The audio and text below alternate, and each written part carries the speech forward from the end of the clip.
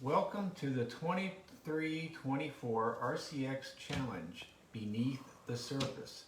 I hope everyone's had a chance to do some caving excursions or caving kind of a trip, something like that. But what I want to talk about today is the mission objects and building instructions. So for those of you who are going to construct your mission objects, it comes in two bags. One bag primarily technique pieces, a second bag primarily of just your regular Lego pieces, and then a third box. And so you know with this box you've got 2 minifigs and about 90% of all the Legos in this box will be used with the assembly of mission objects.